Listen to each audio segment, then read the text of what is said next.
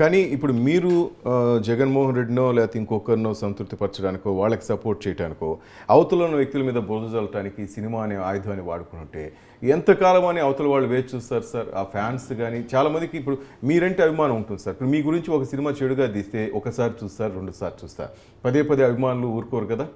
అంటే ఒకటి ఉంది, ఇంట్లో విషయాన్ని బట్టి ఉంటుంది. ఇప్పుడు చంద్రబాబు నాయుడు ఎంతటి దుష్ట పరిపాలన చేశాడు, అది ఆయన ఒక వాల్యూముక 18 మహాభారతంలాగా 18 పర్వాలకు ఉందా? చంద్రబాబు నాయుడుది 18 పర్వాలకు మించే ఉంది. అతని దురాగతికాలు ఆనాడు ఆయన కుతూహలమ్మకి ఆరంభ రోజుల్లో కాంగ్రెస్లో ఉండి కుతూహలమ్మకి వెన్నుపోటు పొడిచి కుతూహలమ్మ పక్కన చేరి ఆవిడ వెన్నుపోటు పొడిచి ఆవిడ కిందకి దింపి యూత్ నాయకుడు అయిన కాడ నుంచి, ఎన్టీఆర్ని వెన్నుపోటు పొడిచి ముఖ్యమంత్రి అయిన కాడ నుంచి ఆయన ఒక్కొక్కళ్ళతోటి స్నేహం చేయటం, వాళ్ళని చేయటం. సో అతని చరిత్ర దుష్టభూయిష్టమైన చరిత్ర. సో అతని మీద ఎన్ని పర్వాలు తీసినా ఉంటుంది, ఇంకా ఉంటుంది కదా. కనుక రాజకీయం అంటే అదే కదా అంటారు. అంత రాజకీయం అది ఎందుకు అవుద్ది? చంద్రబాబు రాజకీయం ఎందుకు అవుతుంది? రాజకీయం వేరు, కిరాతకం వేరు. రాజకీయం కాదు చంద్రబాబు రాజకీయం. చంద్రబాబు రాజకీయం ఎందుకు అవుతుంది? మా పిల్లల నుంచి మామని అంటారు మీరు, లాక్కటం, వెన్నుపోటు కాకేంటి? వెన్నుపోటు కాకేమన్నా ఇదే నమస్కారం పెట్టి కాదు, కనీసం గాంధీ గారిని చంపేవాడు కాళ్ళ నమస్కారం పెట్టిన చేశాడు, అది కూడా చేయలేదు చంద్రబాబు. చంద్రబాబు మామూలు కిరాతకుడు కాదు. అతను మీరు చూస్తారో లేదా, చంద్రబాబు ఇప్పుడు కన్ను ఆర్పడు.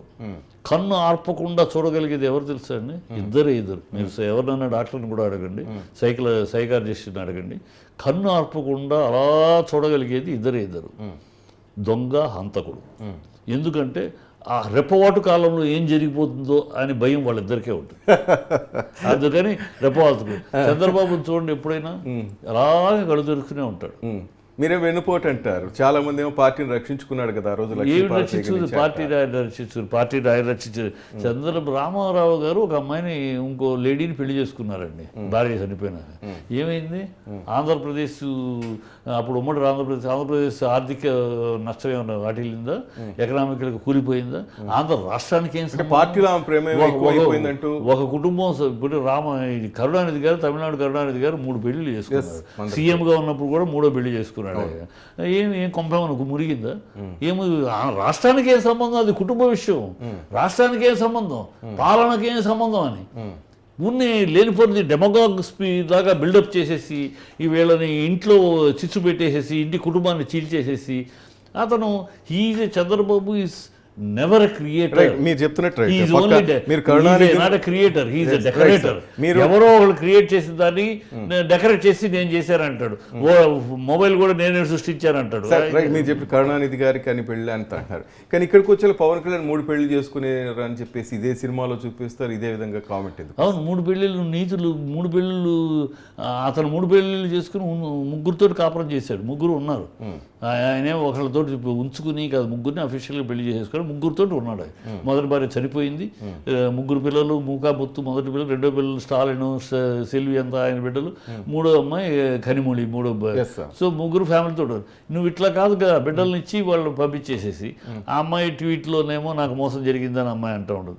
So that's what. నువ్వు ఒక హీరోగా, నేను ఎందుకంటున్నాను, నువ్వు ఒక హీరోగా నువ్వు 10 మందికి నీతులు చెప్పేవాడివి, 10 మందికి నువ్వు అదే ఉపదేశాలు చెప్పేవాడివి, నేను దేశం కోసం ప్రజల కోసం వస్తున్నానని చెప్పేవాడివి.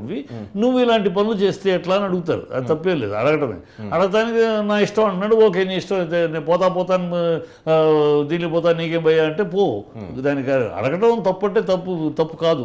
నువ్వు 3గురిని సమానంగా ఎక్కడ వాళ్ళు బయటకు వచ్చి బాధపడే పరిస్థితి లేకుండా నీ 3 పెళ్ళిళ్ళు ఉంటే బాధ లేదు. నీ వాళ్ళు వచ్చి బయటకు వచ్చి బాధపడుతున్నారు టీవీలో కదా, అందుకని అడుగుతారు. రైట్. ఈ వ్యూహం ఏ విధంగా ఉండబోతుంది? ఎందుకంటే 28వ తేదీకి వాయిదా వేసింది సార్ కోర్టు. వ్యూహం సోదిగా అనిపిస్తుంది నాకు వ్యూహం. ఎందుకంటే అందరికి తెలిసిన విషయాలు, ట్రైలర్ విషయాలు నువ్వు సినిమా రూపంలో పేపర్లో టీవీలో బాగా కొట్టిన పిండిగా ఉన్న విషయాలు అయ్యి దాన్ని మళ్ళీ నువ్వు చెప్పడంలో ఏమంత. మళ్ళీ వంగవీటి రంగాన్ని గురించి తీశాడు కదా, రాధాని గురించి తీసే సినిమా ఉంది కదా, అట్లాగే సోదిలాగా అయిపోతుంది. అది సోదిగా అయిపోయింది, తెలిసిన విషయమే. కొత్తగా నువ్వు చెప్పగలిగేదే లేదు. ఇక్కడ అంతే, కొత్తగా నువ్వు చెప్పగలిగేదే లేదు. ఇది అతను పాదయాత్ర జగన్ రావాలి అన్నమాట, ఇది అయిపోయింది. ఇప్పుడు ఏంటి వ్యూహం ఏంటి, కొత్త వ్యూహం ఏంటి? ఏమి లేదు. పాత వ్యూహాన్ని ఆయన అప్పుడు రచించిన వ్యూహాన్ని ఇప్పుడు చెప్తున్నాను. రైట్. దాని పెద్ద నాకు ఇంపాక్ట్ ఉండదు అనిపిస్తుంది, ఏదో సోదిలాగా అనిపిస్తుంది. ఏదో వాళ్ళ ఆ తాలూకు వాళ్ళు చూస్తారు తెలుగుదేశాన్ని. ఇప్పుడు నేను కూడా చంద్రబాబును వ్యతిరేకించిన చంద్రబాబును వ్యతిరేకిస్తాను ఖచ్చితంగా, ఎన్టీఆర్ని వ్యతిరేకించను. ఎన్టీఆర్ అనే ఆయన ఎప్పటికీ ప్రతి తెలుగోడు గర్వించదగిన వ్యక్తి, ఆయన అంతే ఆ స్థానంలో ఉన్నాడు. చంద్రబాబు లాంటి పార్టీ నష్టమైంది వ్యతిరేకిస్తా, అయినా పార్టీని వ్యతిరేకిస్తారు. కానీ ఆ సినిమాని నేను అందుకని నెత్తిని పెట్టుకుని చూడాలని కోరికలేదు, అది సోది అనిపిస్తాను. Right sir, right.